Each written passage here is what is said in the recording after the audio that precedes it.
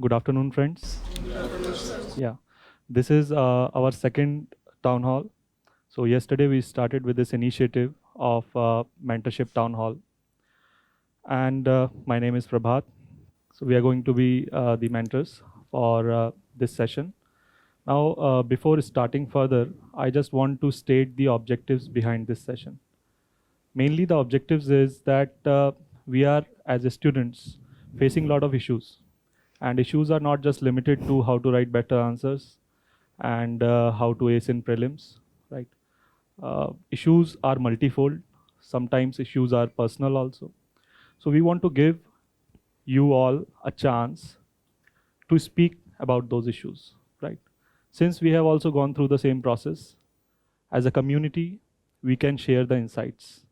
We can share our experiences, and probably we all can learn something from each other, right? So basic objective is this, that we need to get answers of the questions that we generally don't find on YouTube videos and motivational videos, right? So you would have understood that what grit means, and you have been gritty, right? If you're preparing for this exam, you have to be gritty. Other word was growth mindset. So when we face failures, we have two options, right? To see that failure as an obstacle or to see that failure as an opportunity. So when we are seeing that failure as an obstacle, we are in a trap. And it takes a lot to get out of that trap. But when we believe to see that failure as just a stepping stone, as an opportunity to grow ourselves, to increase our skills, then a whole new arena will open up. And that is true for all preparations and all walks of life. It is not just about UPSC exam. So that was the major takeaway from this video, that we want you to believe that failing is not something bad, right? It's not just happening with you. Failing is an opportunity to improve ourselves. Now, ma'am, can we please elaborate on the themes? Sure. So what we learned, that failure is an opportunity, right? And is everybody seeing some sort of failure every day? Small failures every day? That's what we're here to discuss, right? So in order to categorize our discussion, we want to divide it into three groups, right? First, let's talk about prelims, because prelims is coming. Ma'am, I've got prelim stress. How do I prepare? When do I start? What do I do? Isn't it? All of that is for prelims. Then we'll talk about mains. And then one thing which is common to both of these is our emotional troubles. Hai na? Ma'am, how do I keep myself motivated? Right? How do I save myself from anxiety? Right? I try, and sometimes it's just so difficult. Isn't it? So then we're going to discuss that in the third discussion. Okay, na? Yeah? Okay. So first theme is prelims. So who has prelims problems? Tell me, right? You want to ask questions? Get a mic and let's start. Yeah, my name is Yogita Bijarnia, and I have a problem. How do I start? Like we have been preparing for mains, writing answers and all everything. Yeah. How do I switch to prelims? Like the plan for the next 5 months. Hai na? Which is completely a now problem. Hai na? Yeah. How many of us have got this problem? Ma'am, preparing for mains, how do I shift to pre? Hai na? Sir, what would you want to tell them? First thing is that we have to assess ourselves. We have to assess our present preparation. We have to assess our previous attempts. So have you given attempts previously? Once. So what was your performance in prelims? Somehow I'm able to score like 50% accuracy rates. Okay. So I assess that I'm going to 50% accuracy rates. I need to improve on that. Right. So when we think about prelims, we need to find out what were the gaps in our preparation in the previous attempts. Only then we can assess when we need to switch and how we need to switch. Both questions are very important. How we need to switch, because we need to make some changes in our strategy, right? So that's what I want to understand from you, that have you identified anything that that was an obstacle to your prelims preparation last time? What I feel is like whenever I try completing my subjects, there's too much gap between the two revisions of the same subject, and that's where the lag is, I suppose. Right. So yesterday we also talked about this, and this is one of the major problem. For example, I have studied polity, right? So what is the conventional way of studying polity? Like most of us study, that we take this book. When we are newcomer, we give this book 10 to 15 days. We cover it, and then we move on to next subject. After 2 months, we will remember, okay, I had studied polity. Now I should revise it.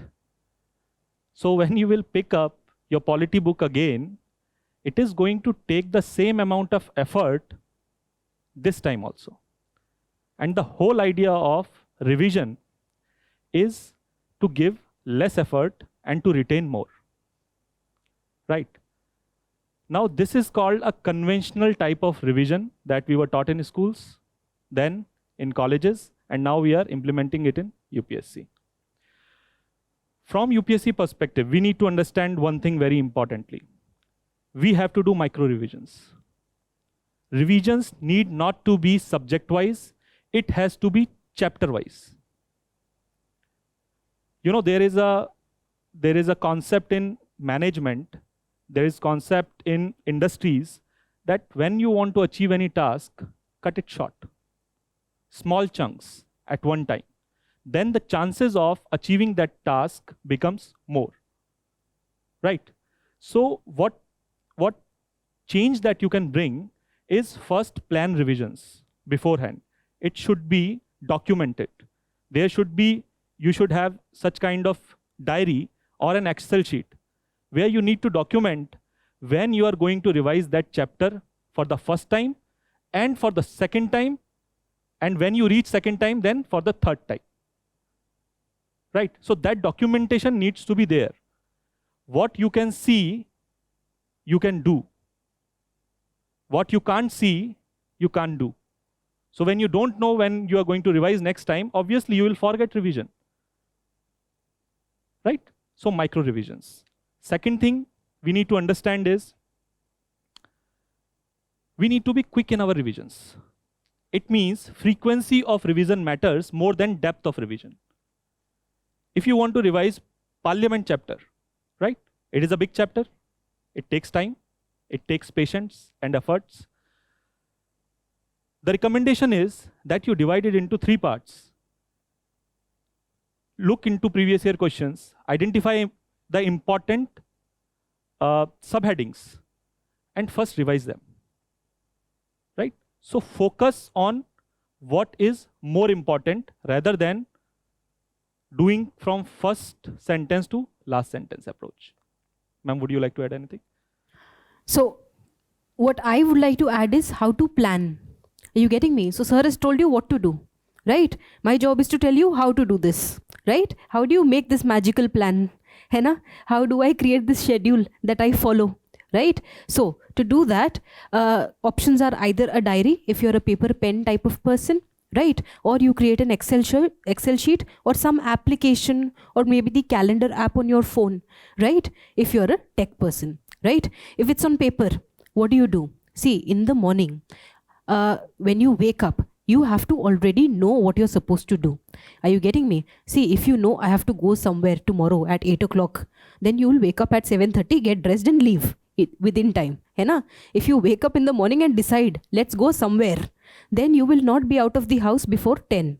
Happens, right? Which is the core problem of all family get-togethers, right? Nobody is ever on time. Hai na? So, in order to make ourselves be on time and wake up and start being productive for UPSC, you have to know what you want to do a day or two before. That means on one day of the week, you sit and plan for the upcoming week.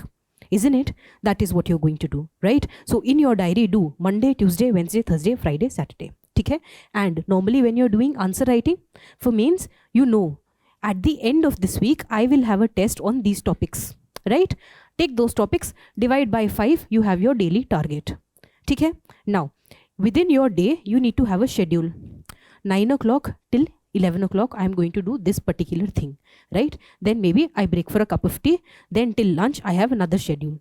Just the way that you have a school ka timetable, isn't it? Now, you have to keep yourself accountable to the hour. For that, if you need to set up a timer or an alarm on your phone, then do it. Are you getting me? If something bings, you know, it's time to do X thing now, right? Second schedule, time for lunch. So you are not doing your time tracking in your mind. Something else is doing it for you. Are you getting me? So you will keep yourself accountable to that time. Then the second part of scheduling was about keeping your revisions on track. For that, I suggest you either have a color coding or you have a design coding. What that means is, in your syllabus, you have topics, right? If your syllabus is on paper, use pencil, pen, highlighter, anything, and then make smiley faces. Happy, right? One revision needed, right? Lot of revision needed. Are you getting me? You have to create a system. If you don't like that, give yourself stars. 1-star review, 2-star review, 3-star review. Are you getting me? Are you getting me? Stars are easier because once you read it, 1 star. Second reading, 2-star. Are you getting it? After a month, keeping track of all of your syllabus gets difficult. You have to know after 3-4 months, polity chapter 3, right? What is my comfort level? Polity, citizenship, what is my comfort level? Are you getting me? You will be able to gauge where your importance is. And then you have to match it to the frequency of questions from that topic in the paper. Are you getting me? Are you getting me? Right? So that is how we keep track visually, right? And systematically of the things that we're supposed to do. Any questions about this? Okay? Am I being clear, right? It sounds helpful, right? Yes. I would like to add one more thing. You said when to make switch, right? Those people who have failed prelims, the right time to make switch is now. Right? Generally, what mistake we repeat year after year is focusing optionals in the month of December, January, and think that if we will start by February, we would be able to clear prelims. Again, it is a trap. You are just overestimating your potential and underestimating the difficulty of prelims. When way back in 2014, 15, 16, you could have done it in 2 months, 3 months. Paper was such a way that if you are studying one magazine, most of the questions are coming from that. Now it is entirely different. You need 5 to 6 months of dedicated preparation, right? So in December month, divide either 50-50, 50% mains or 50% prelims. Or if you are comfortable in prelims, then 70-30, 70% mains and 30% prelims. From 1st January, this distribution should be either 70-30, 70% prelims, 30% mains, or if you are recurring failing many prelims, then 90-10 or 100-0. Right? First priority is to clear prelims. Once you clear prelims, you will get a kick, right? You can do a lot of things in those 3 months. Hence, it is not a good idea to give more time on optionals in the month of December or January. February, don't even think about it for the prelims. Right? Next question. Sir, myself is Anurag Kumar, and that is going to my 3rd attempt this time. Last year I failed in the paper. The questions which are the hardcore fact, especially in the Buddhism and Jainism, I could not able to tackle. And the one problem I face in the paper 2 means CSAT, the passage part, I was not able to answer the question within the time limit. So I invest my lot of time in that and could not able to secure the qualifying marks in the paper 2. So that's why I got not able to clear prelims this time. So how could tackle the like the hardcore fact of the question? And there are many questions which are not come from any book or any source. So how to tackle that questions, especially for clearing the paper 1? So thank you, sir. I like this question. Who has similar problems? Ma'am, CSAT is very difficult, है ना? Right? CSAT is getting more difficult to clear. English is difficult sometimes. It's true. See, there's one thing about CSAT which has to be accepted. See, they are making you do logic and math and English when you are tired and in the afternoon in the month of, May and June, right? It's summer, you're uncomfortable. So they're testing your, stamina at that point of time. So what does that mean? That the preparation for CSAT that you're going to do has to be when you're tired, exhausted, cranky, and irritated. Are you getting me? Because that is what you're being tested on, right? So preparing your math when you're happy, when you've woken up, you're fresh, then it will not give you a true picture of the exam, right? Because during prelims, you are going to be sleep deprived also, right? A part of your memory, your mind is also going to be busy in reworking the first paper also, isn't it? So that is going to happen. So keep those things into account. That is one part of why we mess up CSAT, right? The second thing is because you have identified that this is a particular problem that I have. This means that now we attack it with a lot of precision. Are you getting me? That means you know what exactly is the type of question you need to practice, and practice so much that you figure out what you're supposed to do, isn't it? Because each question will be different, right, sir? Now, what about the other part of his question? Right. That So, fact. as ma'am has said, for English, you will have to practice, right? And when you will see and search on internet, you will find some kind of rules. People who are clearing CSAT again and again, they have figured out some rules even for paragraphs. That if some such lines are there and such question is asked, we need to implement this logic here. So you need to read those rules, or you need to come up with your own rules. And that can only happen when you are going to practice more. Now CSAT is something that cannot be taken lightly, right? Taking CSAT lightly is suicidal for prelims. One thing. Second thing is about hardcore facts and the questions which you generally don't find in sources. The only one option or more than one option, but not about storing the two, like 50-50. So either last year I attempted, but I got reasonable right answer for that. But in the first attempt, when I attempted 50-50, so I got more than 90% wrong at that time. But this year it was good for me. So yeah. So first I will talk about facts. There are two types of people. People like me who are not good at facts. It is very difficult to recollect and remember facts. Second type of people are very good at facts. They read it one time, they can recall it, right? So for the people who are good at facts, it is not a problem. If it is in source, they have read it somewhere, they would be able to recall it. But sometimes the issue is we have read it, but we can't recall it in exams. Why? Because we have not adequately revised it, right?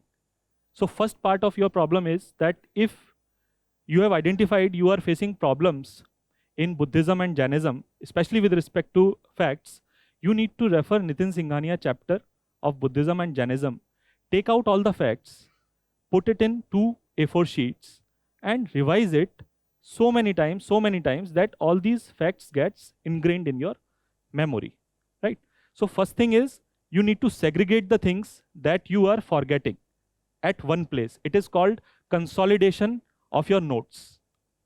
Second thing, revise them so many times, even if you are forgetful, you won't forget it. Are you getting me? And third thing is again conventional revisions. Sometimes what we do is we know we forget these kind of things, still we revise similarly. We take these things, we read them, we keep them away. Again, we take these things, we read them, we keep them away. My idea is that if you have identified you are not able to recall something, change your technique of revision. There is a concept called active recall. Please go home and search it on internet, what active recall is, right?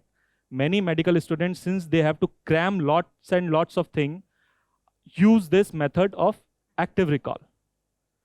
So basically in active recall, you make flash notes or you try to explain the things like you are explaining to a 6-year-old child, or you make questions out of that data. So when you are making question yourself out of that data, how can you forget it? because you are giving your undivided focus to that particular information, and you are doing so much that you are making a question and answering it. So it is very difficult to forget it. So my recommendation is active recall.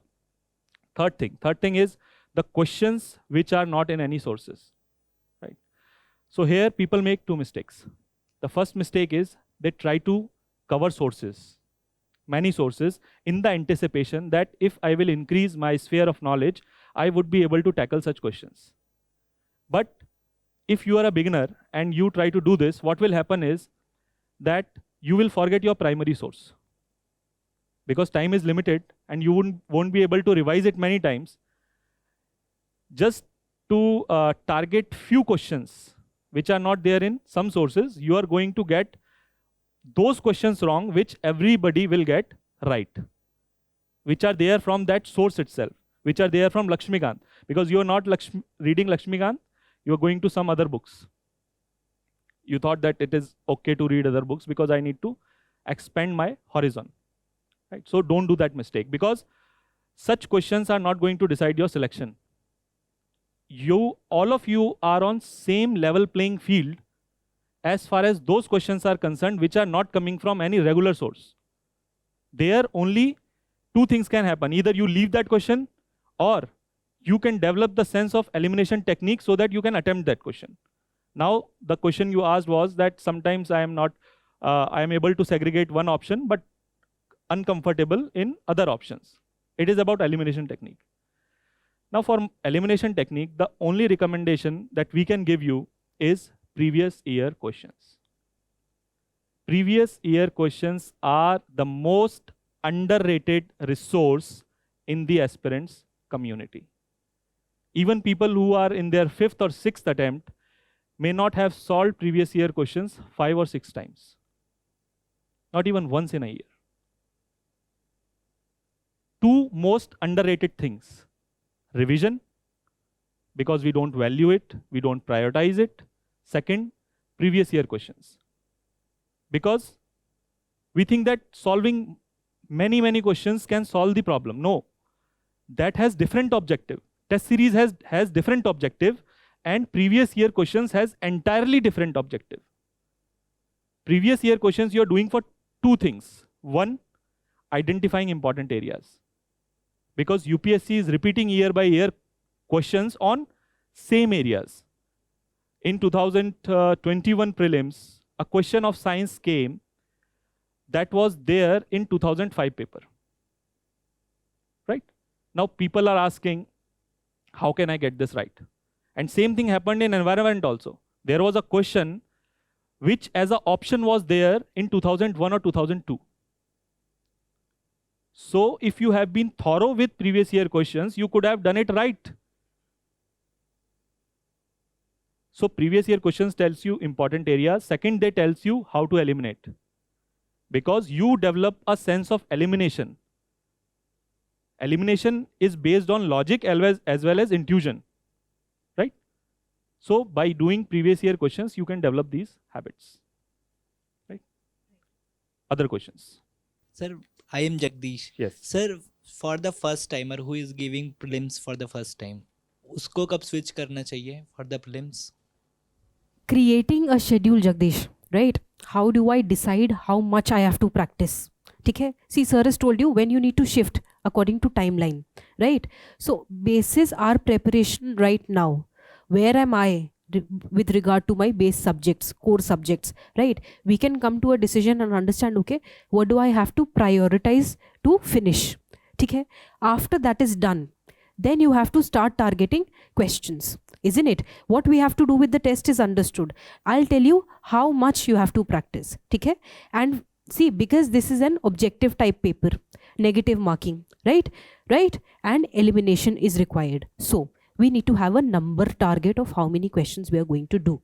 5,000 questions is my baseline for every student to cover before walking into the prelims examination.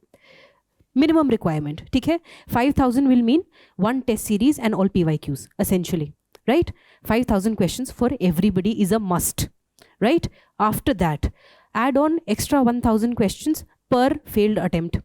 right? If I missed out 2 prelims, I will add 2000 extra questions because penalty for not clearing, I require extra practice, right? If it is my first attempt, I require extra practice, add another 1000 questions. Are you getting me?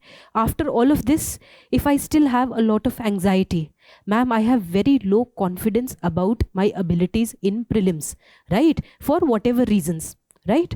For whatever reasons, if I've got anxiety, I say do another 1000 extra practice questions. Okay?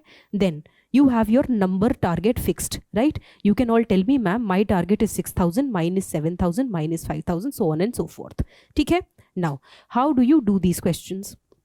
Right? And I'm giving you number of questions target. I am not saying do these many tests, right? I am saying do these many questions, and I'll tell you why, right? The design of the paper, as sir has told you, whatever you study, right? Even if you study all of the NCRTs, all of the standard textbooks, 3 different magazines from 3 different institutes, everything you studied, you read the newspaper every day, right? Even when you've done all of this, even after that, nobody will know any more than 35 questions in the paper. That is the design of the paper. Is it true? Is it true? Yes. If that is true, that means I have to practice 2 very clear things. One is ensuring that my base and foundational facts are clear, which is revision, right? The second thing is, how will I guess about the things that I'm not sure of? Henna? To do that, I need to practice a paper, a test in which most of the questions will not be known to me. Are you still with me here, right? If only 35 questions are supposed to be known in the actual paper, then my test paper should also follow that pattern. That's why I'm saying number of questions is your target, right? You have to judge the test that you're attempting. Are you getting me? Then you start doing these tests, right? And once you do the test, then you have to analyze also. For a first year student, right? For a first attempt student, it is imperative that you learn to analyze your tests. Why? Because as you were asking, right, ma'am, I can't eliminate. You have to learn when there is this pattern of question. When the question is like question, option A, option B, option C, option D, then there is no scope for elimination. It's a direct question. You either know or do not know, right? Otherwise, if there's that different pattern, 4 statements, 1, 2, 3, 4 options, 1 and 2 only, 1, 3, 4, so on and so forth. There is some concept of elimination. So for you, analyzing those tests is very important, right? So that you pick up these techniques. And now where will you analyze this from? That is the next question. Ma'am, I want to analyze. I want to learn how to do this magic elimination things, right? Which UPSC is actively working against. That is also happening, right? So you have to learn elimination so that you're able to apply it where it is applicable. To do that with your tests, right? From forum tests, there are discussions that come with it. Every single question will be discussed by faculty so that you know, right? Is this question easy, moderate, difficult, right? How to apply elimination in this question, right? What is the background behind this question? What is the source? Why was it asked? What is the parallelism from current affairs that I have to do? That is the important information from test series, isn't it? It's not just write a test and forget about it, right? If we do that, then we are making a mistake, right, sir? So that analysis is very important. Are you with me? Yeah. So recently I have attempted my state PCS and my state PCS is going to be cleared. So my mains will be around in Feb. Last time also I had attempted the mains of my state PCS. So what should my ideal strategy? Strategy for your mains of your state PCS or for UPSC? Both. For prelims of UPSC 2023 and state PCS mains. Okay, so you will have to tell me about your preparation level of prelims with regard to UPSC. UPSC actually last year, according to the answer key of 2-3 institute, I was scoring 93, 94 around, but my CSET was not, that was the mistake last time. Okay, how many attempts have you given? In CSET or? In UPSC, civil services? 2 attempts. 2 attempts? Yes. Okay, so this is going to be a 3rd attempt? Yes. Right. CSET part, first, if you are getting marks above cutoff last time, it means Actually, I had not cleared CSET. No. I know. You were getting more marks in GS paper, na? From cutoff. Yes. GS paper. So first thing you will have to do is focus on CSAT. CSAT, you cannot take it for granted. Ma'am has told you. how to focus on CSAT. Second thing, what is your preparation level of mains with regard to your state PCS right now? Actually, last time I had given, so it's good. It's good. Yes. You have notes? Yes. But actually, in my state pieces, there are two optionals.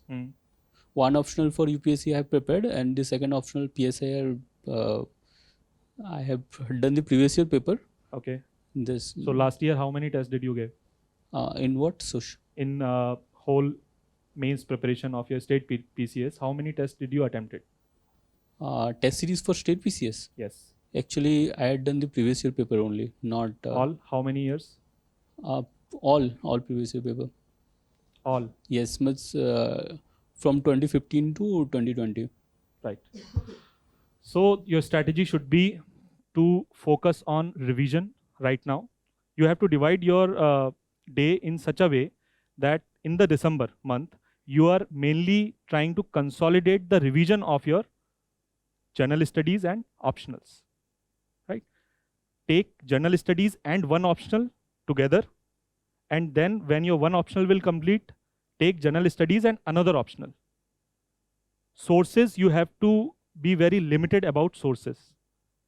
Whatever sources you had done in your previous attempt, you need to revise all those sources religiously right now. Whatever value addition you want to do it from previous year questions. You have written the answers last time, so you know where you are lacking. In some of the topics, we don't know facts too much. In some of the areas, we don't know the examples too much. In some of the areas, we don't know articles too much, right? So you need to do that analysis and do the value addition in reference to previous year questions. Yes, you speak. Yes, sir. Actually, in my state PCS, suppose like 300 marks in optional paper, there's 300 marks in paper 1 and paper 2. So what I observed is from 2015 to 2020, when I did the previous year paper, 70-80% questions are like you do the previous year papers, so you can predict the 70-80% questions, or most of the questions are repeated themes. Are you talking about UPSC? No, Odisha. Odisha. Yes. Right. So as you have yourself told that previous year questions are very important, you need to focus on your notes and previous year questions for both general studies and your optional, right? Now about the timing. In December month and in January month, try to at least complete the reading, basic reading of the all standard books for UPSC prelims, right? Polity you are going to read for GS also. Every subject you are going to read for your mains also. So when you're reading that book, read from that frame of mind that you have to give prelims also, right? When we read for mains, we try to miss the details, but you don't do that. You read a book like you have to give mains, but prelims also, right? So you will have to complete the consolidation of all these books before January. Then only you can give test series after your mains, and you would be able to clear prelims, right? If you have any further problems, we can discuss it individually, right? Next question. Sir, my name is Jeremy. I will be direct to say that I am in a category called UPSC veterans, Yes. giving already 4-5 attempts. The last 2 attempts, CSAT failure. And you, as an experienced UPSC mentor, you will know what the veterans face, what are their problems, issues. So I would like you to address that on that. And the second part, I make notes. I follow this forum MCP. But somehow I feel that I lack something, or maybe I won't be able to finish paper if I'm given chance to write mains. Or what should I do to preempt any surprising, any uncertain things that I will face later on? And that I should follow now, and that I should do now. Yeah, that's it. So for CSAT partner. See, CSAT is practice, right? If we identify what is wrong in CSAT, right? First step is, of course, we have to identify. Is there a problem with math, or is there a problem with reading analysis, right? That we have to start off early on. And that data I need should come from a UPSC paper only. get a past year paper, right? I've listened to you before. I'm just stating my problems. Mhm. I have, yeah, you have already mentioned and answered some. Right, things. right, Yeah, right. So what I'm saying is we have to gauge, is my problem in math or in CSAT or in comprehension, right? Am I failing my cutoff on which part? And then start practicing that thing particularly. Earlier we talked about only comprehension, right? But if it was math, then math has to start early on, right? Because gaining comfort in math is going to take a little bit longer time, right? And sir, about the other thing. Yeah. So now we are moving on to our next theme with this question, and the theme is the issues that as aspirants we are facing. Right. In the mail that you have got, there were few pointers regarding that. We face stress, we face anxiety.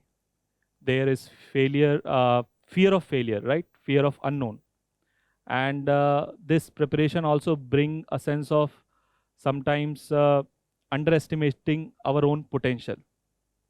Lot of things. How many people are facing such issues, right? Now, can you elaborate on specific thing that you are facing so that my answer can be specific, or I will go general. I scored 280, but in GS I scored very low. Mhm. I could not get the cutoff mark by 3 marks. Mhm.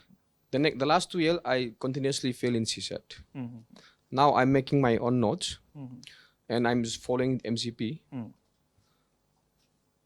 So is this enough? I'm asking question to myself: what I'm doing is enough Mhm. to be finally in the final list? What should I do more? Right. What should I do more so that I will preempt any uncertainty, any surprise questions in different GS or optional paper? Right. Yeah. So basically, it is a strategy related question, right? Yeah. So first thing is that the main principle of any kind of management is self-awareness, right? So if you want to fix anything, whether it is about prelims or is it about mains, or is it about any kind of stress that you are facing, or any kind of personal issue that you are facing, if you want to manage that, then the key to this is self-awareness, right? So my answer to such question would be that you need to first assess yourself. Sometimes we make perception about ourselves, and that perception can be related to our preparation also, that I'm good in so and so subject, because we have never tried to quantify empirically whether we are really good in that subject or not, right? It may happen that we are not doing this question, these kinds of question correct, but we may be thinking that I can do it, because we have never assessed ourselves. Take week, take a month's time, try to assess yourself on various parameters. If we are targeting time management, then you need to assess yourself where your time is going. Out of 8 to 10 hours that are there for you to study, where you are investing that time. You should have some data with you, right? I'm spending 3 hours in general studies. I'm spending 2 hours in deciding what to study, right? Such kind of analysis should be there. You should be aware of where your time is going if you want to improve time management. If you want to improve in mains, you have to know in that detail that, okay, I am not comfortable in questions from this topic, or I am not comfortable when question is framed like this. Sometimes question is a statement and then one question, then second question.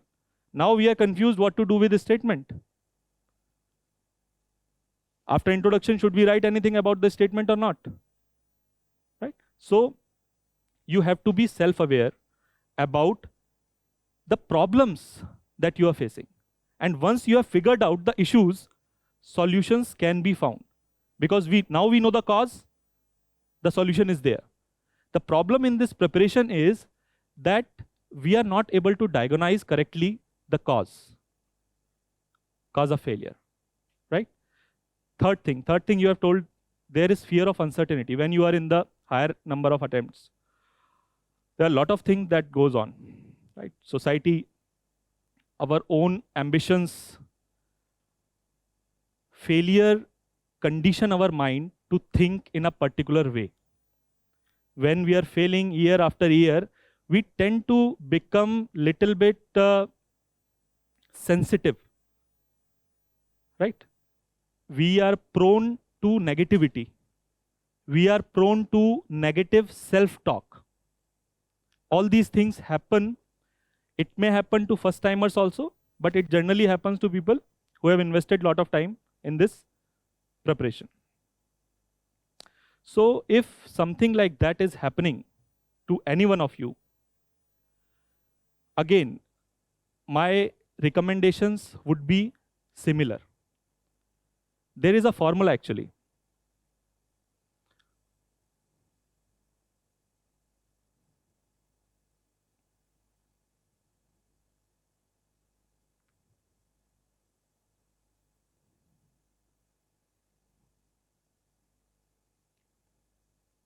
RAIN. It was a formula given by Michael McDonald, right? It comes from Buddhist concepts of mindfulness, right? R, recognize. Don't live in denial mode. If you are facing any problem, if there is any issue, you need to recognize it, that yes, it is there, right? If you're failing, fear of failure is there, that what will happen if I will give next pre? You have to recognize that failure, that okay, I am feeling fearful. First thing. Second, accept.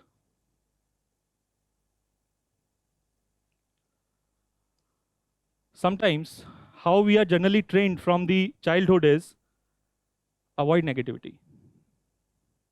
But how we interpret it, that if some fear is coming, we run away from it. We want it not to come to us. We want that thought to not enter in our mind.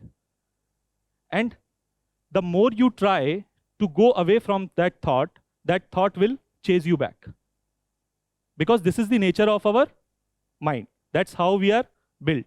If we want to get away from a thought, you won't be able to do that. Mind is built in that way, right? So you will have to accept it. That yes, I am fearful, fear is there, I accept it, right? Third and most important part now, this I have been telling you, you have to investigate it.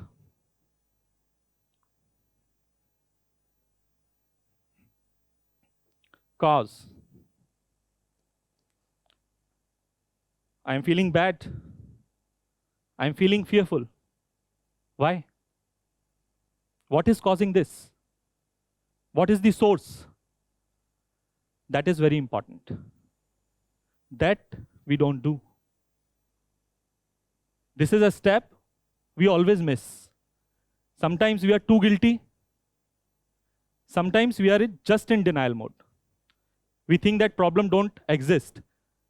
And other time we think that we are the cause of problem. And there nothing can be done about it, right? So you need to investigate the cause. And fourth step is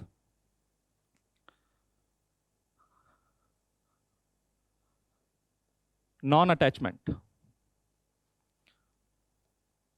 You are not the cause. Your mind is the cause. In earlier time, I have also told it yesterday, when after leaving my job, I gave 1 year to this preparation and I failed prelims, right? So I was also feeling in the same way. At that time, one of my spiritual mentor came to me and said these 2 lines. Man ke hare haar hai aur man ke jeete jeet. It is the mind that leads us to victory, and it is the same mind that leads us to defeat, right? So you have to be non-attached to it. You are not the cause. As a person, everybody is going through the same phase. It is your mind You have to understand the mind management, right? And the way to understand the mind management is self-awareness. And how to bring self-awareness? You have to start living in present moment. In whole this preparation, we are either thinking about the past or about the future. You have to live here in the present. Today's target. In the morning, I wanted to achieve these tasks. Now I have to implement them, right? Some of the tools which people generally use for self-awareness is meditation, yoga, running, any personal hobby that you like, that you enjoy. It will give you self-awareness, right? Next question. Sir, I wanted to ask a question on the prelims theme. Okay. Yeah, sure. So I wanted to ask, how should I consolidate the current affairs for prelims and for mains? So I've been reading newspapers regularly, and I've been kind of irregular with the monthly magazines, but I will cover them. So is there something else that I need to do, and how do I prepare them separately for mains and for prelims? So basically, you are reading a monthly magazine, and you want to prepare for prelims also and for mains also. Right. So when we are targeting current affairs, there are a few things that we need to keep in mind. Do not chase the questions which are coming out of nowhere. So most people do this mistake that they extend the sources. They are reading from 3 magazines. Right? That is not helpful in the long run, because you won't be able to consolidate that. You won't be able to revise that multiple times. Right? So we need to remain with one source. First rule about current affairs. Second, when you're reading that, keep 2 different highlighters. Whatever portion you feel is important for prelims, you highlight it with red or yellow. And whatever important keywords means important subheadings are there for mains, you highlight it with other marker. Right? For mains, do not highlight the whole points, because points you can recollect from your memory. It is just we have to recollect that one subheading that is there. So highlight that subheading with different pen, highlight the prelims conceptual or factual data from different highlighter. That is one part. Second part of covering current affairs is whatever test series you are giving, make a separate notebook for current affairs. There are going to be questions in your test series which are not there in your source. You need to consolidate all those questions and their answers, if you don't know them, into a separate copy. So by the time you're giving prelims, you will at least have one copy of 50 to 100 pages. In that, all those questions are covered which are not there from your source. So I think that preparation is enough. Right? Yeah. So you had mentioned previously that to focus on those areas where the UPSC is asking questions, particularly from, let's say, Parliament or President or Buddhism, Jainism, etc. But I even while making notes for the main, so I've had this fear of missing out. So my notes are very huge because every topper, when we listen to their videos, they talk about consolidating their notes into 150, 200 crisp information so that they can recollect. And even while writing the answers, so I have read a lot, I've revised the entire book 2 times, but I'm not able to exactly recollect. So how do I develop that capacity to understand what are the keywords and how do I prioritize that? It's specific to the mains, my question, but it also applies to prelims as well, because I'm not able to focus entirely, and like the fear of missing out and prioritizing. Yeah. There's one thing that we need to do, which is called creating order from chaos. Right? There is so much information around me. I'm trying to read, and I keep on forgetting. I read something, then with time it goes down, isn't it? What we have to do is we have to try for pattern recognition. And I'll tell you a couple of patterns. See, for mains specifically, what happens is most of the topics in UPSC can be broken down into certain key components, right? Any topic in mains can be broken down into 4 or 5 clear groups. Anything that I'm studying, in any answer that I'll be writing about it, I will require an introduction, I will require a conclusion. That has to be clear in my mind right at the beginning. Sustainable development, I need an introduction. Cyclone, I need an introduction, right? Parliament, I need an introduction. So you have to have that pattern in your mind. In polity questions, my introduction needs to look like this, right? The article has to come in the introduction, right? In say for example, society or development, I would want to give a definition from a standard source. That pattern has to sink in, right? That creates a psychological demand for me, right? I require this fact. As soon as you have that demand, you will want to memorize that information. Are you with me till here? Right? Then, how do you break down chunks of information into smaller groups? Any topic is going to be paragraph 1, the meaning or its features.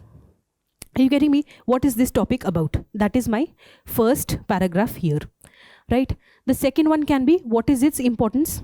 4 or 5 points, and I mean these points as arguments. I need these points with their examples, with valid data, done and dusted, right? And that is the only thing that I want to remember. Are you getting me? Once I understand that my information has to be broken down like this, I only remember the relevant things, right? Features and meaning, importance, right? Then why is this importance not happening? There are certain challenges, 4 or 5 challenges, right? Parallel to these challenges, these solutions, right? So every topic will be broken down like this. And this is your static preparation, right? After this static preparation, what happens? I need my dynamic preparation, right? Dynamic preparation is what? In mains, right? I will ask you your opinion about issues, right? So right at the back of this list of static information, I make a list of the issues that I come across.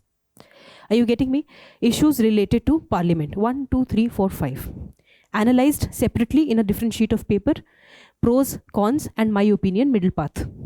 Are you getting me? That's how you consolidate your mains prep, right? Facts broken down into subunits.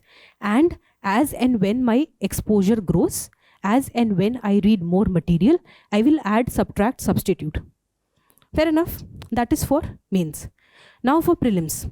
Here also I want to look for some sort of order in my chaos, right? Ma'am, I have 12 magazines, right? I have plenty of books, right? So sir has talked to you about color coding, right? I say do as much color coding as possible. He's saying 2 colors, I'm saying pick 5, right? Get all of those fancy things from the stationery shop, right? Get those sticky note things, right? Get a packet of color pencils if that's what it takes, right? And mark at the edge of your paper. If this is my sheet, right? And if I want to mark GS 1, 2, 3, 4, I will be like GS 1, GS 2, GS 3, GS 4, right? If my page is GS 1, I will make a mark here. If my page is GS 2, I will make a mark here. Are you getting me? I can flip through my book and look through. Do you get it? That is stage 1, breaking down into GS papers, right? Similarly, you can create a code for history, polity, economy, so on and so forth, right? Then further, creating more order. For example, you're trying to learn facts from geography, right? What is the thing that you learn? Say, for example, wildlife sanctuaries you want to learn. Hai na? Ma'am, a lot of wildlife sanctuaries I cannot remember. Look at it from the viewpoint of zones. Break the country down. Right? Break the country down. North zone, east zone, west zone, south zone, central zone. Then try and remember, right? In the desert, what are the wildlife sanctuaries? In the desert, what are the national parks? Are you getting me? Go zone wise. Then it will be slightly easier for you to remember. 1, the names will be similar. You can identify. Again, I'm also working in hindsight. When I give you options, then you can remember, even if you don't remember where exactly that thing was, you will at least remember the zone. Are you getting me? So at least if there's a wildlife sanctuary here, you will try not to associate it with Kaveri. Are you getting it? So that's why that zonation will help you in geography. So on and so forth. In polity, divide your articles by part. Are you getting me? Part 3 is article this to this, right? Part 4 is this to this.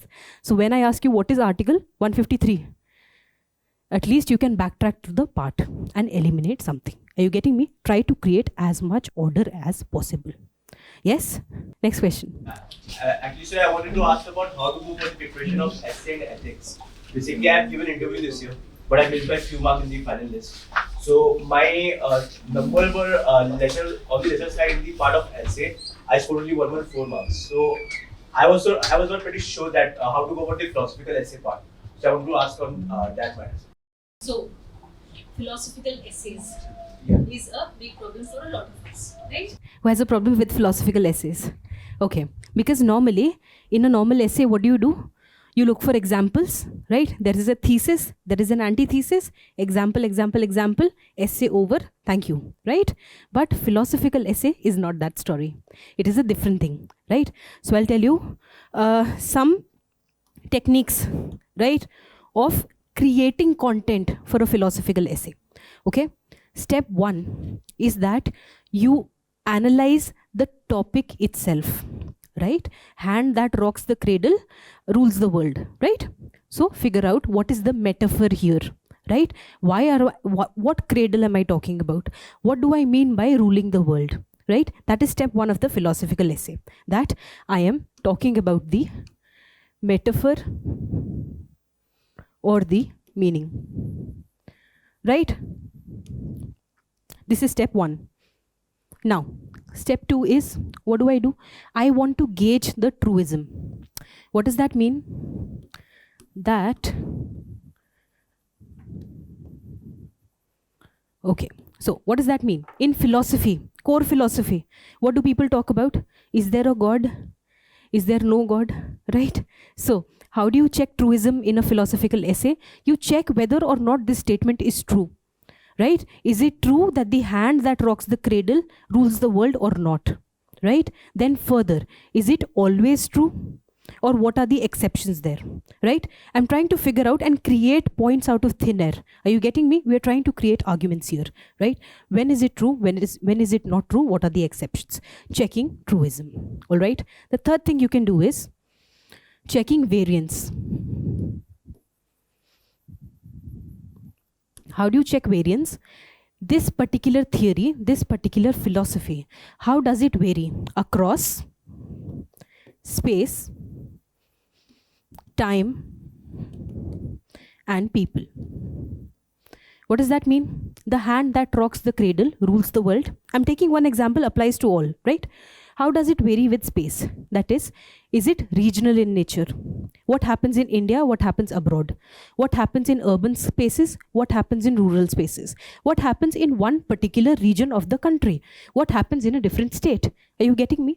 That is how we can check variance with space, right? Variance with time is going to be past, present, and future, right? Was this fact true in the past, right? What were the manifestations there? What is the manifestation in the present, right? And how do we expect things to be in the future? Fair enough, right? You could do something like that. And then for people, the way you move is individual. How does this apply to one person? How does it apply to a family? How does it apply to a community? How does it apply to society? Then state, the world, and one thing which is bigger than everything, humanity. Are you getting me? These are methods of subjective analysis, right? Because in a philosophical essay, you can't just keep on giving me examples, right? 5 ladies who rocked the cradle and ruled the world. It's not a BuzzFeed article, is it? So we need to write a philosophical essay. And these are some ways in which you can do that, okay? Yeah.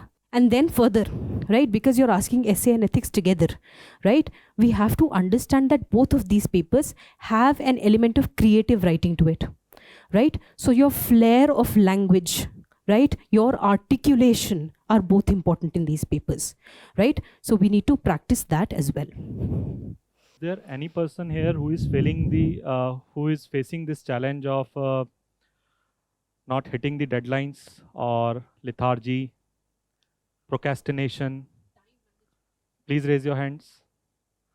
Right, so this is a very important theme. In another 10 minutes, we are going to cover this theme, and then we will take 1 or 2 questions and we'll close off, right? So when we talk about these issues like discipline or procrastination, we have to first understand one thing that I have told you earlier. These are all very personal issues, We feel differently at different point of time. We feel different kind of problems due to different kind of reasons. Here, the core will remain awareness. You have to be aware about yourself. You have to focus on cause of any problem, right? Now, take this example of procrastination. If you are procrastinating, you have to give test today, but you are not giving, right? In such circumstances, generally there are few reasons. You have to identify which one of them applies to you. Sometimes the task is very daunting. It is difficult. So you are little bit hesitant to do it. Sometimes you are bored out of task. It is very easy. That's why you are not giving it priority. Third is that you don't want to do it. That is also a reason. Many a times we don't want to do a lot of things and we keep procrastinating them, right? So for problems of procrastination, there are going to be few things that I would like you to experiment at home. First is set deadlines, right? You have to set deadlines for yourself for improving your accountability.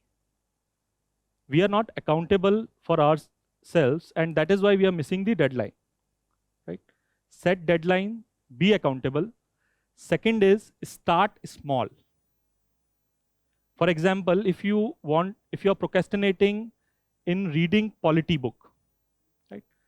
You want to read it, but you are not picking it up. Then start with preamble chapter. It's short. You can cover it fast. So small task, and this small task will give you a small sense of reward. It will decondition your mind. The mind that is just trying to procrastinate things, you will actually push it into action mode by doing small task. So first, set deadline. Second, small task. Third, ask for help. Sometimes we are facing problems, we don't talk about it. We don't talk about it to either our friends or to family. So friends and family and peer group are also underrated resource that we are not using properly. So if you will tell your problem to your friend, next day your friend will ask you, have you done that? So you may not be able to give that answer to you because that person is your friend. You can just say, no, I just did not want to do it. But that will pose a question to yourself, that why you didn't do it. Right? So this thing is very important. Accountability. Ask for help. Have no ego about it. Right? Fourth point. Reassess yourself continuously. It means daily develop a habit of writing something. Write what problems you are facing in the day, what good things you did in the day, what challenges you are facing in the day, and what you are going to do to solve them. That is a communication with yourself. And that will be a starting point to overcome all these issues. Issues of procrastination, issues of discipline, issues of lethargy. Sometimes we are spending time on things we should not. Prelims is approaching and we want to watch Netflix, right? It's okay to watch for 20 minutes or 30 minutes a day, but not binge watching, right? So whenever you are doing any task which you know that it's not right time to do, yet you do it, you have to ask this question to you. What this task is contributing in my goal? My goal here is to clear civil services examination. It is a professional goal. Personal goal is at least improving the values like discipline and these kind of traits. These are all personal goals that eventually help in clearing your exam. So you need to ask question to yourself that whether this activity is actually contributing in my growth or not. And if it is not contributing, write it down. Yet it is not contributing, yet I am doing it. You write it for 4 days. 5th day, you will feel guilty about it. Right? So you will leave it. Because that kind of awareness will develop in you that no, it is not right thing to do at this time. Maybe I can do it after prelims, but not right now. So this kind of awareness is needed. For that, you have to develop some kind of daily habits to assess yourself. Tell yourself what are your strengths and where you need to improve. Right? Any questions? Yeah. My name is Shubhangi, and I have a question which is not related to the strategy and stuff. It's a bit on the emotional side. And the thing is, sometimes in life, we come across some crises which are not in our hand, but they affect us to the extent that we know we should be studying, we know about a goal and everything, but something happens and we just can't. So it has been happening, something happened, and for 15-20 days, I sort of did not study, and I'm someone who studies. I'm not that person. So for the past 15-20 days, I've been going through something, and I could not study. And now when I am in a better mental peace, or I have some level of it, now when I want to study, I have these things in my mind. Okay, I lost like 20 days worth of time, and now everybody's ahead of me. Now I barely scored anything in my tests. Now I am in my own vicious circle. I'm creating that on my own. I'm creating pressures on my own that why was I not studying, even though I know that situation was such I could not have studied. And I have no idea how to now sit and how to start, because the moment I sit and I want to study, it just, my attention span is zero. And this is, I'm not that person. I can study 9-10 hours a day, but now it's like barely 9 minutes. So I pressurize myself कि नहीं पढ़ना है चाहे जो हो जाए पढ़ना है, like exam is coming now, what are you doing Shubhangi? So now I try, then I pressure myself, then I want to take a break, I just do something, then I waste my time, then I am completely in a loop. I am not being productive. That is not even near me. And I know that I should study. It's not that I'm procrastinating simply, but I just can't. So it's very difficult for me to sort of restart. And I'm creating this pressure for myself, and I don't know how to deal with it. So I just need your help. There's one part that I want to change here in the way that you're talking about yourself, which is, it's not that, ma'am, I did not study. It is that, ma'am, I could not study, right? Because, see, we have to treat a mental health problem, right? Or any crisis that is happening to me, just the way that I would treat a physical health problem, right? If I fall sick for 3 days, I have to go and sleep, isn't it? I will not be productive, right? And when there is a crisis that is happening to me, and I'm assuming it's a crisis, right? And it doesn't always have to be a big crisis. It can sometimes be a smaller crisis also, which can take us off track, right?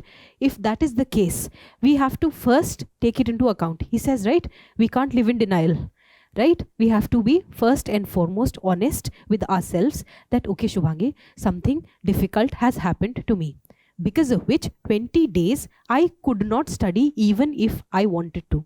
I am not a person who wastes time, right?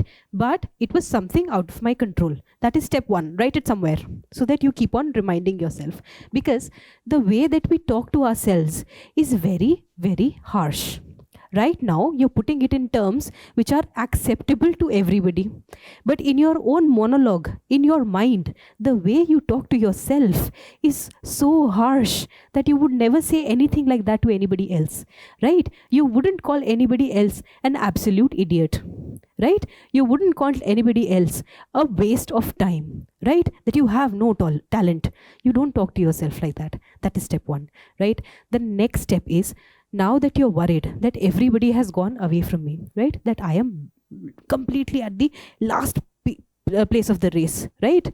Then my question to you is, what can you do now? Can you do anything about the time that has gone? Yes or no? No, right? So there is an element of decision making that has to come in when we are stuck in an anxiety loop, right? We have to ask ourselves, what am I going to do, right?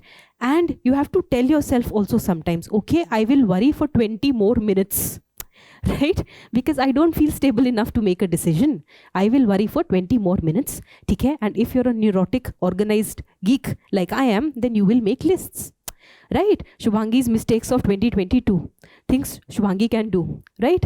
Make a list. At least it's out of your head and on paper. Now you have to decide, what am I going to do with the rest of this day? Okay, you have your problem somewhere written, and now you have to decide what you're going to do. Start working. If you can't focus, force yourself to focus for 5 minutes. What usually happens is, you don't need motivation to start, right? You need to force yourself to start, okay? And motivation will or will not creep in by 5-6 minutes, okay? That is step 1.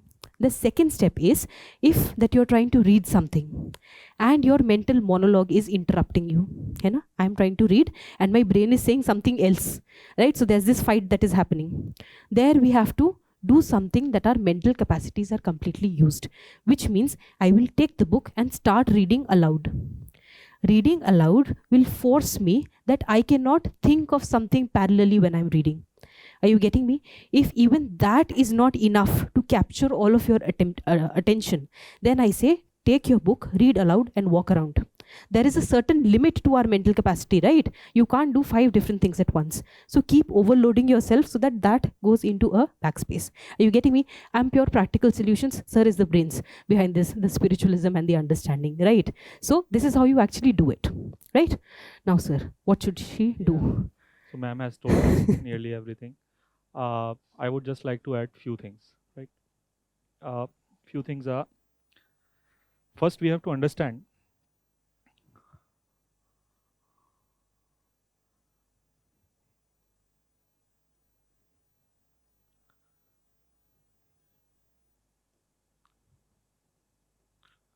right? So there are few things that are in your control. There are many things that are not in your control. You can't do anything about it, right? But still there is something we can do about it. What that thing is. The things which are out of our control, we can decide whether to react to them or to respond to them. When we react, we are quick, we are emotional, we are judgmental, we make mistakes. When we respond, we have patience, we are not judgmental, we are not taking things negatively, and it may be possible we are making our mistakes, but in the long term, it will help, right? I'll tell you a few stories. When I was giving my 4th attempt, right? So in previous 3 attempts, I did not clear pre. And I left a very good job. And the conditions were not such that I could afford failure, right? I have to do something for the living, either crack the exam or another job. So just 1 month before the prelims, I got typhoid. So 103, 104 for 10 to 15 days straight. It means at the time when a lot of people are putting in 10 hours a day, I was just lying down for 24 hours a day. Nothing at all. Nothing. And I did not clear pre 3 times before that. So the baggage was there, right? But, and second part of the story was that I got fine after 20 days just before my prelims and got ill just before 4 days. It means on the day when I went to write prelims, I had to take medicines with me, right? But I had understood the cause of my failure. And one of the cause was my own attitude during the exam and during the preparation phase. I was a person who had a very firm belief in one's own potential, right? So I did a lot of things in college, did well in job, and suddenly came to preparation, failed. So in 3 years, lot of those things were taken away from me. I used to think that, oh, whether I would be able to ever clear prelims or not.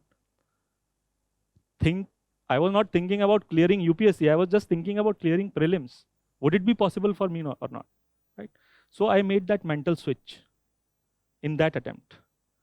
That first I need to restore faith in my own ability. And again, the spiritual mentor that I was telling about you, the advice was that during the last month of prelims, more than revision, your mental attitude matters. मन के हारे हार है और मन के जीते जीत. So if you are defeated in your own mind, you are going to get defeated in the prelims hall. But if you have firm conviction over you, then somehow everything that you have revised is there in your subconscious mind. And since you also have a background of 2 to 3 years of preparation, things will click. But for that, you need to be very much positive, having faith in your own capability, and not comparing yourself to other students. Right? So for you, my recommendations would be few. This is a book. Many of you might have read this book. The technique is called Kaizen. It is a Japanese technique of total quality improvement that applies in our UPSC preparation. It says that a very small improvement that we do is going to impact the outcome in the long run. So it does not matter कि आप 10 घंटे पढ़ें या 9 घंटे पढ़ें. आप अगर आधे घंटे भी रोज पढ़ रहे हैं ना, it will have impact on your exam. Don't think as minus 8.5 hours. Think it as plus 0.5 hours. Respond. वो फिल्टर है एक, और उस फिल्टर में से नेगेटिव भी जा सकता है और पॉजिटिव भी जा सकता है. उसी चीज को आप देख सकते हैं कि कल मैंने कुछ पढ़ाई नहीं की, आज आधे घंटे पढ़ाई की. उस चीज को आप ये देख सकते हैं कि 3 महीने पहले मैं 9 घंटे पढ़ रहा था या पढ़ रही थी और आज मैं 8.5 घंटे कम पढ़ रही हूँ. हम उसमें वो जो क्राइसिस है ना उसको फैक्टर इन नहीं कर रहे हैं. We have to believe that we are humans, we are not machines, we are not AI that can perform at the same level always. Right? We can fail and we do fail, and that failure is not an obstacle, it is an opportunity to learn. We have to take all these daily failures also as an opportunity to learn. So start small. Just think to yourself that I'll study 1 hour a day. 20 minutes, 20 minutes, 20 minutes. Once you have studied 1 hour a day, it means you have achieved that goal. So our goals have to be realistic. Next day, 1.5 hours. Next day, 3 hours. Next day, 4 hours. So, like we climb stairs, we climb them one by one. So when we are stuck down by a crisis, we have to get up, and it will take some time to reach to that potential which we were in the past. Right? It's like hitting the gym. You were doing gym, you left it for 1 year. When you go for the first time next day, you are not going to do the same kind of workout that you were doing at the last day. You won't be able to move your hand. So you will do some kind of basic exercises. Right? First thing. Second, never compare yourself to other students. This is a trap. Because everyone is unique. We have to compare ourselves to ourselves. Our yesterday to present. But not us to other students. Because all of us has different capabilities, different strengths. Third thing. Life is not just about cramming. And it is not just about UPSC. Life has broader meaning. Right? So I told you about my failure part. Like I failed 3 prelims and I also gave 3 interviews also. So let me just tell you my success part also. Right? So life is not just an exam. Life is broader than that. So when we are coming out of crisis, we need support. Support of who? Support of our friends, support of our family. We need to not just lock us in this rooms of ORN. Get out, have a life. What I do, that after 3 failed attempts, when I came to Delhi, I find this place, RK Ashram, very interesting. There is a RK Ashram there when you go. So there is so much peace. I used to go and meditate there. So I'm not asking you to meditate, but there is a bookshop in that ashram, and it has wonderful books. 5 rupees, 10 rupees, 15 rupees, but these book contains treasure for all the kind of problems that we are facing. So just go there and buy 2-3 books and keep reading them, right?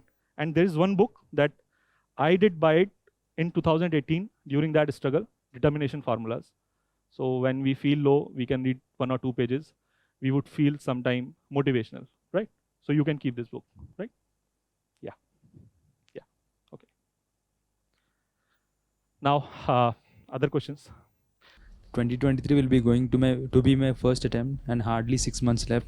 Like, I haven't completed some main specific topics like ethics and post independence, internal security, disaster management, and also the most important subjects for prelims like geography and science and tech environment. So moving forward, doing the main topics now and leaving the doing it later will be a recipe for failure, and also like leaving the main topics and preparing for the pre-specific from now will also be a disaster. So moving forward, what should be my course of action? Left ethics, you've left world history, and you've left Disaster management. internal security and disaster management from mains. ठीक Yes. है? So in the month of December, ठीक है? Do 1 week for each topic, and I'm asking you to divide your day in half for mains, half for pre. ठीक है ना? Because if you do not do your core subjects, big problem है ना? Not doing geography is a big problem, not as big as not doing world history. We agree on this, right? So divide your day. First half of your day has to be your core subjects. Figure them out. Then when you're somewhat tired, exhausted, your productivity is not going to be very high, your focus is not going to be extreme, then do a little bit of your mains leftover topics. Okay? Only for the month of December. What you can do will be done. After that, switch to pre. Fair enough? So do you agree? You know? Completely. Right? So friends, I think it is time. We should call off this session. And if any, yes, you have this question. Yes, please ask. मैं जो पूछना चाहता हूँ, मतलब वो आपने जो बोला उसमें मुझे बहुत कोहेरेंस फील हुआ, इसलिए मैं पूछ रहा हूँ. नहीं तो मैंने सोचा था कि मैं नहीं पूछूंगा, चुपचाप यहाँ पे बैठूंगा. सारे लोग कंफर्टेबल है हिंदी में? हाँ बिल्कुल, बताइए. सर मैं अभिषेक हूँ, मैं एक NIT से कंप्यूटर साइंस ग्रेजुएट हूँ, और इस बैकग्राउंड को बताना बहुत ज़रूरी है क्योंकि ये आगे काम आएगा. एक्चुअली जब प्लेसमेंट्स हो रही थी तो मैंने एक हाई पेइंग जॉब छोड़ी और फिर मैं प्रिपरेशन कंटिन्यू किया. एक होता है इंजीनियर्स कर्स, लास्ट डे पे पढ़ाई करने का. आपको भी था, मुझे भी था, और उसकी वजह से कभी सीरियसनेस नहीं आई. मुझे 4 अटेम्प्ट हो गए और सीरियसनेस कभी नहीं आई. एक होती है हार्डवर्क और दूसरा होता है मेहनत, और मैं मेहनत नहीं कर पाया सर. मतलब अब लाइफ के सारे रिसोर्सेस है, मतलब मुझे नहीं सोचना जॉब का, मुझे और सारी चीज़ें नहीं सोचनी फैमिली बैकग्राउंड के कारण, लेकिन मुझे अब नहीं समझ में आ रहा कि अपने आप को मोटिवेट कैसे करूं अगले अटेम्प्ट के लिए. और ये कम्प्लीटली ऑनेस्ट मेरे ऊपर है कि मैं अगला अटेम्प्ट दूं या ना दूं. तो ये एक सवाल है. दूसरा सर, जब आपके दोस्त, जब आपने जॉब 3 साल यहाँ दे दिया होगा तो वो काफ़ी अच्छे पैकेजेस पे होंगे. मेरे साथ भी वही केसेस है. कंप्यूटर साइंस से बैकग्राउंड है तो काफ़ी अच्छे पोजीशंस पे लोग हैं. तो आप कैसे इस चीज़ से डील करते थे उस वक्त, और फिर आपने कैसे अपने आप को मोटिवेट किया फर्दर अटेम्प्ट्स के लिए, और फिर आपने सक्सेस हासिल की? यही पूछा. ठीक है, पहले मैं दूसरा सवाल का जवाब देता हूँ कि everyone comfortable in Hindi, right? So when you leave job, जब 5-6 साल हो जाते हैं तो your friends would have become managers and are on good packages. काफ़ी अच्छे पैकेजेस होते हैं सबके. आपको ये चीज़ ध्यान रखनी होगी कि ये जर्नी किस लिए आपने शुरू की थी, और ये फैसला आपका था कि आप प्लेसमेंट नहीं लेंगे. Nobody forced you, right? अगर आपने जॉब छोड़ी है तो वो फैसला आपका था कि आपको जॉब छोड़नी है और UPSC की तैयारी करनी है, CSE की. आपके दोस्तों का फैसला उनका था कि उनको उस फील्ड में आगे जाना है. तो आपने जो ब्रेक लिया है वो अपने डिसीजन की वजह से लिया है, तो उस चीज की रिस्पॉन्सिबिलिटी भी आपको लेनी पड़ेगी। पहली चीज तो ये हो गई कि आप अगर आज स्ट्रगल कर रहे हैं तो ये स्ट्रगल आपने चुना है अपने लिए, आपके ऊपर किसी ने थोपा नहीं है, ठीक है। पहली चीज, स्ट्रगल आपने चुना है। दूसरी बात यह है कि आपने अगर चुना है तो जाहिर सी बात है आपका इंटरेस्ट होगा यहाँ पर, आपने सोचा होगा कि आप इस तरह की लाइफ चाहते हैं, तब आपको सेटिस्फेक्शन मिलेगा, आपको लगेगा कि आपका जो पोटेंशियल है वो पूरी तरह यूज हो पाया। अब हमें लाइफ के इस फेज में कंपैरिजन मोड में नहीं जाना है। आप जितनी बार फेसबुक खोलोगे किसी ना किसी की शादी हो जाती है, राइट। कोई कहीं घूम रहा है, कहीं वैकेशन कर रहा है, किसी ने कोई कार खरीद ली है, और आप यहाँ ओएरन में पड़े हुए हो, अकेले रह रहे हो। तो ये लाइफ हमने चुनी है, और इसीलिए प्रिपरेशन बहुत स्पेशल है। लोग इज्जत क्यों करते हैं यूपीएससी एस्पिरेंट की? इसलिए क्योंकि they are going through a hell of struggle. So my recommendation is that you have to enjoy this journey and take it as an experience and take ownership of this decision and not go into any kind of comparison mode. आपके दोस्त आपके field में आगे जाएं, आपकी दुआ उनको लगनी चाहिए, ठीक है। Be very happy for your friends and they are also happy for you, that they may be sad because you are not getting in, but they are happy that you are on this path, you have not left it. जब आप चौथे पांचवें attempt में चले जाते हो तो आपकी इज्जत और इसलिए बढ़ जाती है कि आप छोड़ के नहीं भागे, क्योंकि हर दिन छोड़ने के लिए काफी होता है। आप किसी भी दिन अपने पुराने मैनेजर को फोन कर सकते हो कि मुझे जॉब चाहिए, राइट। पहली चीज ये हो गई कि कभी मैं कंपैरिजन मोड में नहीं गया। दोस्त बहुत अच्छी अच्छी जगह काम कर रहे हैं, मैं उनके लिए खुश हूं, वो मेरे लिए खुश है, राइट। और ये जो हमने रास्ता चुना है वो हमने चुना है, हमें पता था पहले से कि इसमें ऐसा हो सकता है, अटेम्प्ट ज़्यादा लग सकते हैं, ऐसा पता था। पहली चीज़। फिर पहला क्वेश्चन आ गया आपका कि हम इस पे, और ये जो आपको लग रहा है ना ये बहुत नॉर्मल है, ये सबको लगता है, इसलिए इसमें गिल्टी फील नहीं करनी है कि हमें ऐसा क्यों लग रहा है, बहुत नॉर्मल है। पहला सवाल आपका कि मोटिवेशन नहीं है और मैं अब अपने आप को अगले अटेम्प्ट के लिए कैसे मोटिवेट करूं। ऐसा होता है कि हम जितना अपने आप को एस्टिमेट करते हैं कि हम इतना हार्डवर्क कर पाएंगे डेली, और हमें एक दो अटेम्प्ट के बाद लगने लगता है कि इतना हो नहीं पाया हमसे। शायद ये भी एक रीज़न है हमारी फेलियर का, it is quite possible. And again self awareness, हमें खुद को समझना होगा कि हमने ये फैसला क्यों लिया था सिविल सर्विसेज ज्वाइन करने का, वाई। अगर वो वाई बहुत स्ट्रांग है तो मोटिवेशन की जरूरत नहीं है, वो ड्राइव अंदर से आती है। इसका मतलब यह है कि आपको अब थोड़ा सोचने की जरूरत है कि उस वाई का आंसर ढूंढिए पहले, वाई सिविल सर्विसेज, राइट, कि ये रास्ता क्यों चुना हमने। और जब उस चीज पे क्लैरिटी आ जाएगी काफी कि ये रास्ता क्यों चुना था, उसके बाद ये सवाल मन में नहीं आएगा कि इसको छोड़ देते हैं।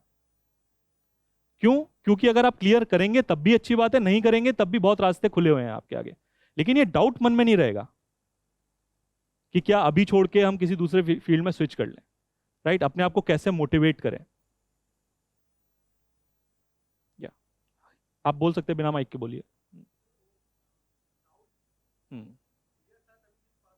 हाँ हाँ, इसीलिए मैं बोल रहा हूं फिर से आपको वाई पे जाना पड़ेगा ना, आपको अपने पुराने वाई को दोबारा से रीवैल्यूएट करना पड़ेगा कि जब आपने पहली बार फैसला लिया था और आज जब देखते हैं आप, तो वो चीज आज भी उतनी ही स्ट्रांग है आपके अंदर या नहीं है। आप आज भी 2 साल और स्ट्रगल करने के लिए तैयार हैं? इज इट वर्थ इट और not for you? if it is worth it, then probably you can do preparation. And I'm not saying that don't take a job. Now you have a good background, you can take a job and prepare also, right? It is not necessary कि हम full time ही preparation करें। 2 से 3 attempt के बाद आप job ले सकते हैं और जॉब के साथ भी तैयारी कर सकते हैं, लेकिन आंसर आपको अपने अंदर मिलेगा उसका। आपको खुद से सवाल पूछना पड़ेगा क्यों, और उस क्यों में ही आपके सवाल का जवाब होगा, राइट। NITCS है ना, मैथ पसंद आएगी ना? सुनो, ठीक है, प्लेसमेंट था, बैठे थे प्लेसमेंट में, राइट? सो यू नो कि तुम्हारी CTC क्या है, right? Now you have to calculate what is my time worth, right? Tell yourself my year of preparation costs me this much. It is a proper loss. ठीक है? अब are you ready to invest that money on yourself or not? Are you getting me? Are you worth that much money for 1 year, and will you give me result or not? Talk to yourself in very clear, completely certain terms. That is one. The second thing is, if you wanted money, if you wanted what your friends have, then you would not have selected this path, right? That you knew 3 years ago, 2 years ago itself, है ना? Then itself, you know, I don't want to go on this path. Now looking at Instagram, looking at Facebook, what you're looking at is the highlight reel of their life. Every day is not the same. Corporate is not fun, right? Coding is not fun, right? UI UX is not fun. Leading a project is not fun, right? So people are still leaving that and coming here. People are still leaving their consultancies and coming here. People are still running away from Excel and trying to put Excel in civil services, right? So that's still true. So keep the entire picture in mind. That is one thing. And the next thing is that you yourself will know how much you know about your UPSC preparation, what subjects you are comfortable in, what subjects you're not, right? And then come to us and create a clear and individualized plan. Are you getting me? See, because when we have multiple factors, sometimes it's not a one solution fits all. And that's why we do meet people individually also, right? This problem will be individual and we can figure it out, chalk it out. Yes? We are closing this session. Thank you guys for coming.